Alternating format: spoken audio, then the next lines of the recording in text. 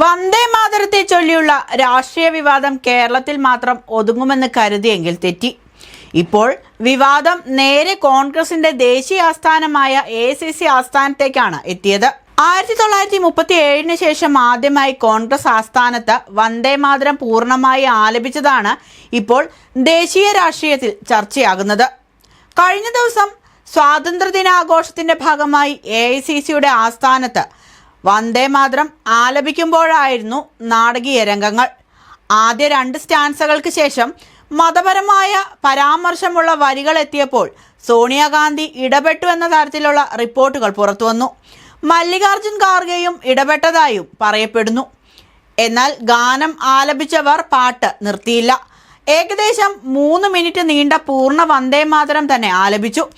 ഇതോടെ ഒരു ചോദ്യം ഉയരുകയാണ്. കോൺഗ്രസ് ദേശീയ നേതൃത്വം ഇതിനെ അംഗീകരിച്ചോ, അതോ AICC ആസ്ഥാനത്തും BJP മുന്നോട്ട് വയ്ക്കുന്ന രാഷ്ട്രീയത്തിന് മുന്നിൽ കോൺഗ്രസ് പ്രതിരോധത്തിലായോ?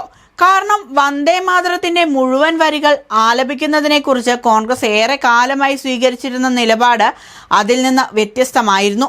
വന്ദേ മാതരത്തിന്റെ ആദ്യ 2 പദ്യങ്ങൾ ദേശീയ പ്രസ്ഥാനത്തിന്റെ പൊതുവായ പ്രതീകമായി വ്യാപകമായി അംഗീകരിക്കപ്പെട്ടതാണ്. എന്നാൽ തുടർന്നുള്ള ഭാഗങ്ങളിൽ ഹിന്ദു ദേവതാ പ്രതീകങ്ങളുമായി ബന്ധപ്പെടുന്ന വരികൾ വരുന്നതിനാൽ മതനിരപേക്ഷ ഇന്ത്യയുടെ ഔദ്യോഗിക ചടങ്ങുകളിൽ മുഴുവൻ ഗാനം ഉപയോഗിക്കുന്നത് സംബന്ധിച്ച് ചരിത്രപരമായ ആശങ്കകൾ നിലനിന്നിരുന്നു. അതിനാലാണ് കോൺഗ്രസ് നേതൃത്വം ഉൾപ്പെടെ ദേശീയ പ്രസ്ഥാനത്തിന്റെ കാലം മുതൽ ആദ്യ 2 പദ്യങ്ങൾക്ക് പ്രത്യേക പ്രാധാന്യം നൽകിയത്. എന്നാൽ ഇപ്പോൾ കേന്ദ്ര സർക്കാർ വന്ദേ മാതരത്തിന്റെ മുഴുവൻ ഭാഗങ്ങളും ആലപിക്കുന്നതിന് പ്രാധാന്യം നൽകുകയാണ്. സംസ്ഥാനങ്ങൾക്കും സർക്കാർ സ്ഥാപനങ്ങൾക്കും ഇത് സംബന്ധിച്ച് നിർദ്ദേശങ്ങൾ നൽകിയതോടെയാണ് വിവാദം ശക്തമായത്. കേരളത്തിലും ഇതിന്റെ പ്രതിഫലനമുണ്ടായി. കേരള സർക്കാർ പരിപാടികളിൽ വന്ദേ മാതരം പൂർണ്ണമായി ആലപിക്കണമെന്ന നിർദ്ദേശത്തെ ചൊല്ലി വലിയ രാഷ്ട്രീയ തർക്കമാണ് ഉണ്ടായത്. ഒടുവിൽ പല സർക്കാർ പരിപാടികളിലും ദേശീയഗാനം മാത്രമാണ് ആലപിച്ചത്. അതേസമയം BJP ഭരിക്കുന്ന തദ്ദേശ സ്ഥാപനങ്ങളിൽ വന്ദേ മാതരം പൂർണ്ണമായി ആലപിച്ച സംഭവങ്ങളും ഉണ്ടായി. കോഴിക്കോട് കോർപ്പറേഷനിൽ സംഭവിച്ചത് അതിന് ഏറ്റവും ശ്രദ്ധേയമായ ഉദാഹരണമാണ്. BJP കൗൺസിലർമാർ വന്ദേ മാതരം ആലപിച്ചപ്പോൾ മേയറുടെ നേതൃത്വത്തിൽ LDF അംഗങ്ങൾ ദേശീയ ഗാനം ആലപിച്ചു. 2 ഗാനങ്ങളും ഒരേ സമയത്ത് ആലപിച്ച അസാധാരണ രംഗങ്ങളാണ് അവിടെ ഉണ്ടായത്. ഇതോടെ BJP ഉയർത്തുന്ന രാഷ്ട്രീയ ചോദ്യത്തിന് കൂടുതൽ ശക്തി ലഭിച്ചു. വന്ദേ മാതരം ആലപിക്കാൻ എന്തിനാണ് കോൺഗ്രസ് മടിക്കുന്നത്? എന്നാൽ AICC ആസ്ഥാനത്തെ സംഭവത്തിൽ കോൺഗ്രസ് പറയുന്നത് മറ്റൊന്നാണ്. വിവാദത്തിന്റെ ആവശ്യമില്ലെന്നാണ് കോൺഗ്രസ് നേതാവ് ജയറാം രമേശിന്റെ പ്രതികരണം.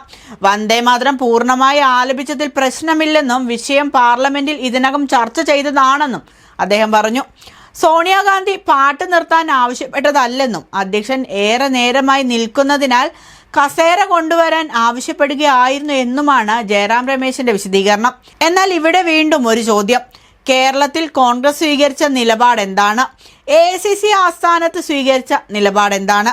ഈ 2 സംഭവങ്ങൾ തമ്മിലുള്ള വ്യത്യാസം തന്നെയാണ് ഇപ്പോൾ കോൺഗ്രസിനെ പ്രതിരോധത്തിലാക്കുന്നത്.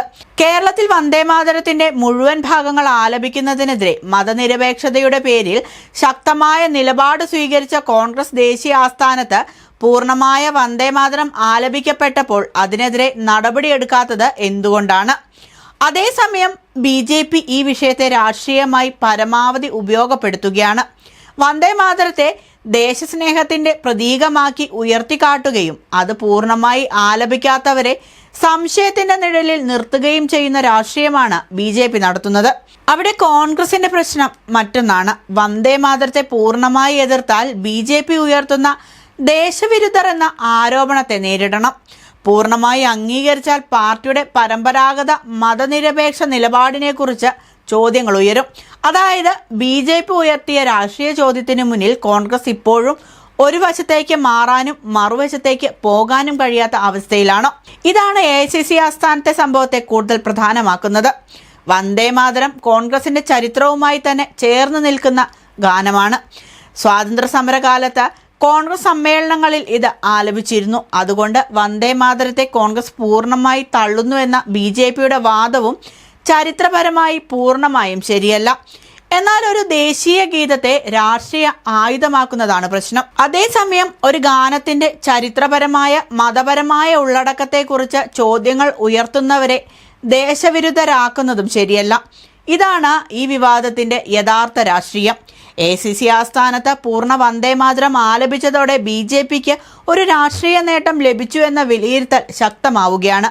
കാരണം ഇതുവരെ കോൺഗ്രസിനെതിരെ BJP ഉയർത്തിയിരുന്ന ചോദ്യം വന്ദേമാതരം പൂർണ്ണമായി പാടാൻ എന്താണ് മടി എന്നായിരുന്നു. ഇപ്പോൾ ആ ചോദ്യം കോൺഗ്രസിന്റെ ദേശീയ ആസ്ഥാനത്ത് തന്നെ പരീക്ഷിക്കപ്പെട്ടിരിക്കുന്നു. ജയറാം രമേശിന്റെ വിശദീകരണം വിവാദം അവസാനിപ്പിക്കുമോ, അതോ കേരളത്തിലെ നിലപാടും ACCയിലെ നടപടിയും തമ്മിലുള്ള വ്യത്യാസം കോൺഗ്രസിനുള്ളിൽ തന്നെ പുതിയ ചർച്ചകൾക്ക് വഴിയൊരുക്കുമോ? ഒരു കാര്യം വ്യക്തമാണ്, വന്ദേമാതരം ഇപ്പോൾ ഒരു ഗാനം മാത്രമല്ല, അത് ദേശീയത, മതനിരപേക്ഷത, രാഷ്ട്രീയം, BJPയുടെ ഹിന്ദുത്വ രാഷ്ട്രീയം ഇവയെല്ലാം തമ്മിൽ കൂട്ടിയടിക്കുന്ന പുതിയ രാഷ്ട്രീയ പോരാട്ടത്തിന്റെ വേദിയായി മാറുകയാണ്. അതിനിടയിൽ ACC ആസ്ഥാനത്തും BJP ഉയർത്തിയ രാഷ്ട്രീയ ചോദ്യത്തിന് കോൺഗ്രസ് മറുപടി പറയേണ്ട സാഹചര്യമാണ് ഉണ്ടായിരിക്കുന്നത്. അതിന്റെ ഉത്തരം ഇനി കോൺഗ്രസ് നേതൃത്വം തന്നെ പറയേണ്ടി വരും.